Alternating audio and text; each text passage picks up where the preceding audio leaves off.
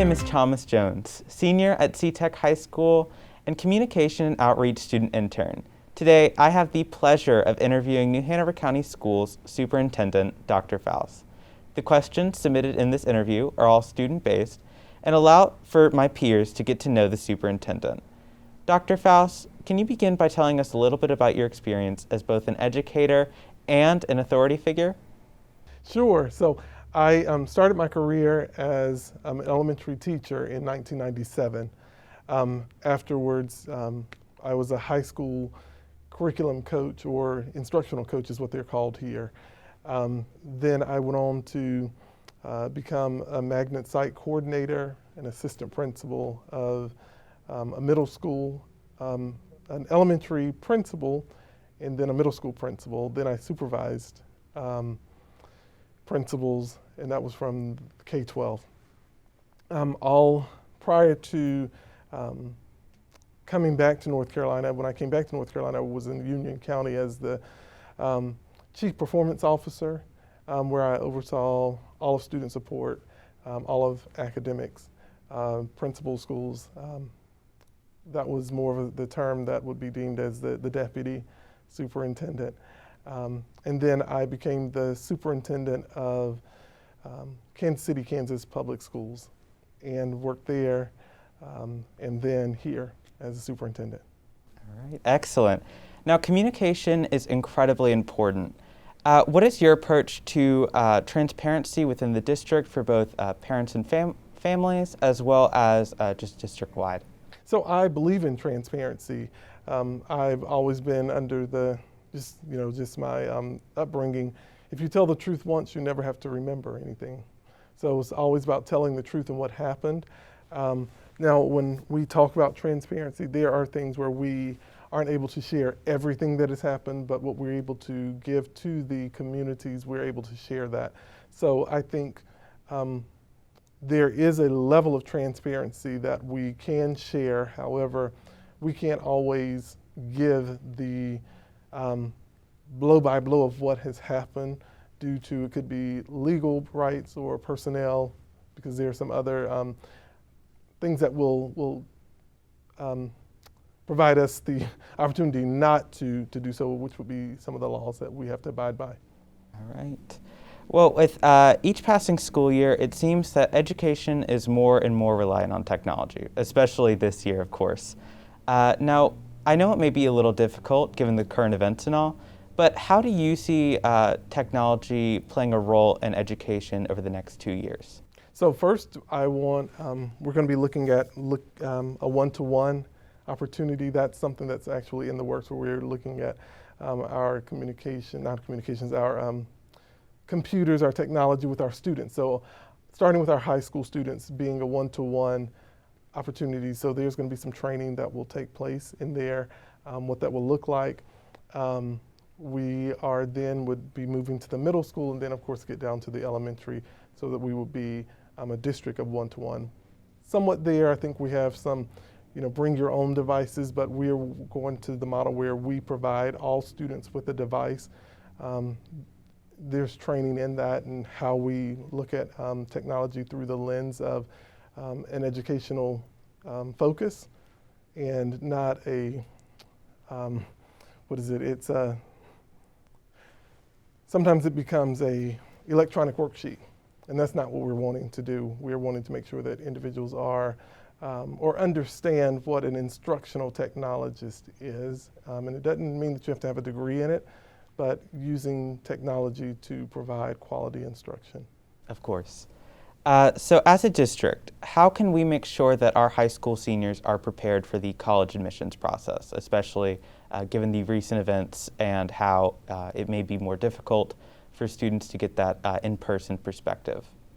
So that's a great question. And oftentimes I hear individuals say, well, we've got to prepare them for college. We have to prepare them for college. And I say you have to prepare them for the class that they're in, and you have to prepare them for the level of rigor for that specific class. Oftentimes we think that students are supposed to know more than they know, and if they knew more than they knew, then we wouldn't need teachers.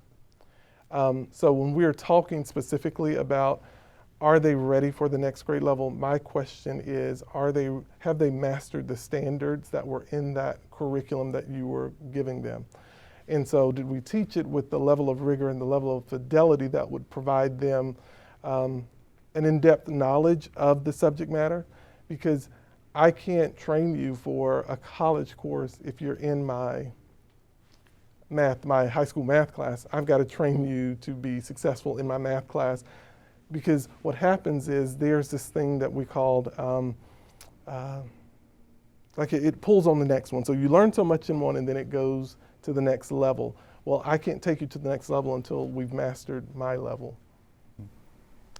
All right. Well, aside from navigating the district throughout this pandemic, what is the #1 initiative that you want to see the district achieve?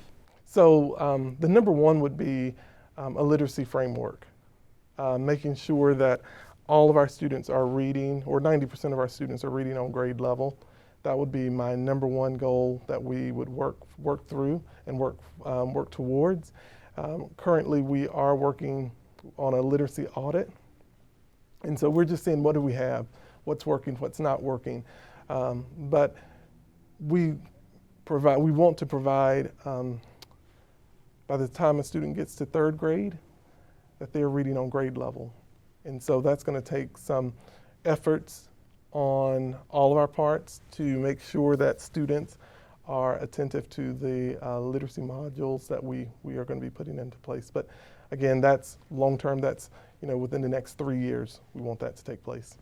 Now, you mentioned this in the previous question, but you made intentions on how you want to increase proficiency countywide.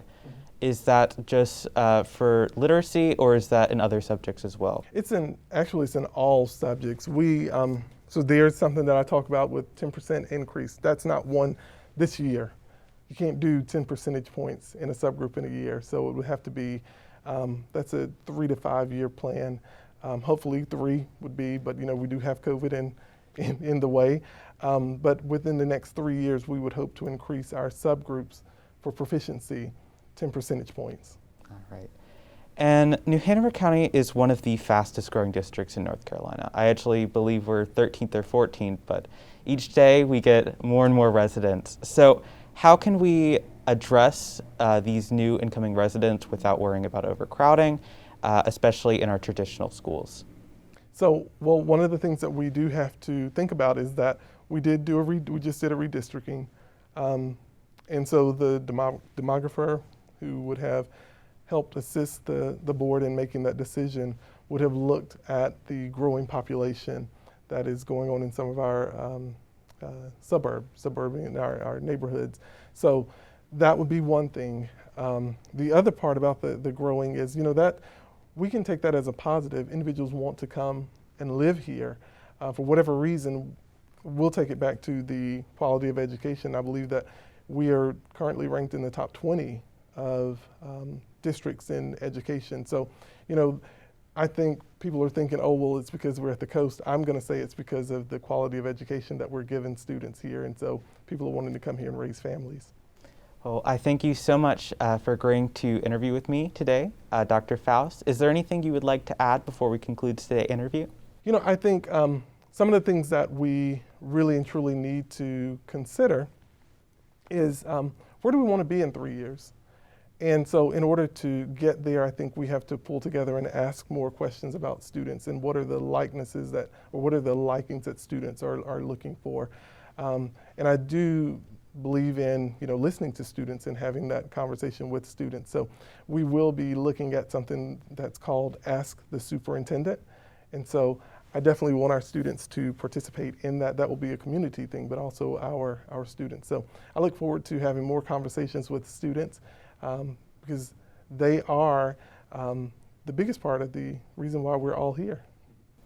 All right. Well, thank you so much, Dr. Foust. If you'd like to find out more information, our New Hanover County Schools website has a page just devoted to our superintendent, and we look forward to seeing the accomplishments you make over the coming years. Thank you.